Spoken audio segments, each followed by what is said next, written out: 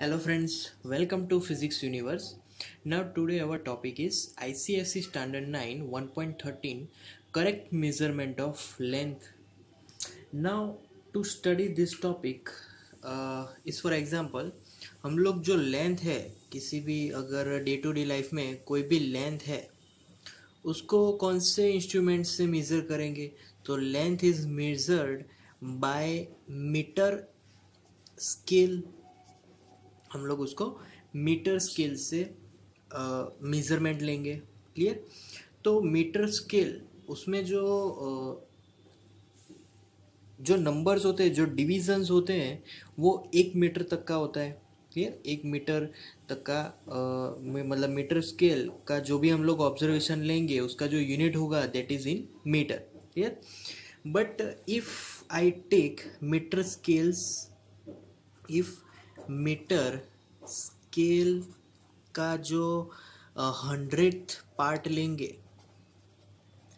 That is centimetre, मतलब के metre का 100th part that is centimetre. तो अब और हम लोग कम डिस्टेंस तक का मेजरमेंट ले सकते हैं, छोटा मेजरमेंट मीटर से भी। क्लियर। अब वो जो सेंटीमीटर है, अब उसमें भी सपोज कि मेरे पास सेंटीमीटर है तो centimetres 10th part that is millimetre. तो सेंटीमीटर का अगर 10th पार्ट लेंगे तो वो मेजरमेंट मिलीमीटर होगा। क्लियर।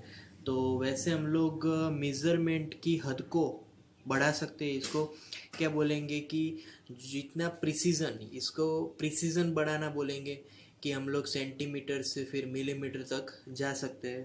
क्लियर। तो now we are discussing about the method of measurement of length. तो हम लोग अलग अलग डिफरेंट यहाँ पर लेंथ के बारे में पढ़ेंगे।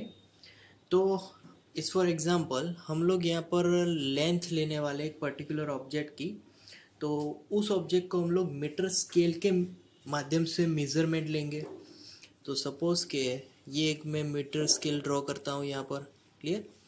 तो metre scale we know that the 0 now then 1 centimetre, then 2 centimetre, then 3 centimetre, आगे भी होता है बट यहाँ तक सीमित रखा है। अब मीटर स्केल में we know that the 10 divisions are them between 0 to 1. So 1 2 3 4 5 6 7 8 9 and 10. Similarly 1 2 3 4 5 6 7 8 9 10. Similarly 1 2 3 4 5 6 7 8 9 10. Clear. So these are the divisions. Clear. अब हमें क्या करना है कि जो कोई भी ऑब्जेक्ट है जिसकी भी लेंथ, उस ऑब्जेक्ट की लेंथ को एग्जैक्ट उसकी जो एक एंड है एग्जैक्ट 0 पर हमें रख देनी है, और दूसरा एंड जहाँ पर भी हो सके वहाँ पर सिंपली अगर 0 पर रखेंगे तो उसकी लेंथ कुछ हमें मिलने वाली है। अब इसका मेज़रमेंट कैसे लें। तो जब 0 पे रखेंगे तो इसका मेज़रमेंट हमें ऊपर से लेना है, यहाँ से। Clear.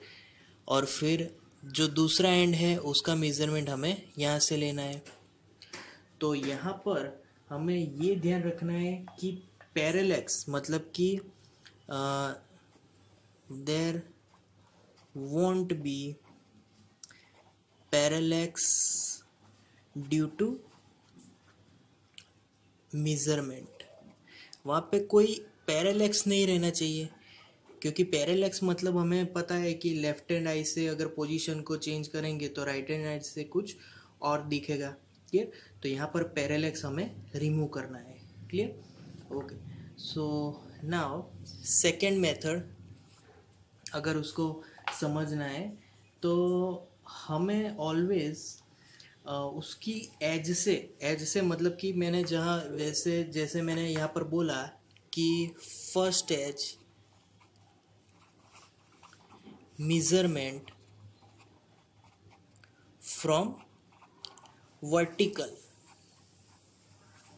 Clear. Similarly last edge जो उसका एंड है, measurement from again vertical. Clear? तो वर्टिकली हमें वो मेजरमेंट लेना है। तो ये था उसका second method. Clear? Okay, now we are moving to third method, and third, that is, if in this measurement, clearly if this is my meter scale, and in this meter scale this is 1, this is 2, this is 3. So if my measurement is in between these two, 1 2 3 4 5 6 7 8 9 and 10. So if my object is in between here, this is 0, so from just like here, so this is the observation between 2.4 and 2.5. so observations between 2.4 and 2.5. तो फिर क्या करेंगे? तो हमें यहाँ पर एक approximate value लिखनी है। Approximate value is for example 2.45, मतलब कि दोनों के बीच की एक अप्रोक्सीमेट वैल्यू लिख ली। तो दिस ऑब्जर्वेशन में बी 2.45। अब यहाँ पर अगर मैं 2.4 लिख लूँ तो answer is not correct, we know that, क्योंकि जो मेजरमेंट है वो 2.4 पर्टिकुलर नहीं है, और 2.5 लिखूँगा तो भी गलत होगा। तो मुझे उन दोनों के बीच की एक वैल्यू यहाँ पर लिखनी है। क्लियर?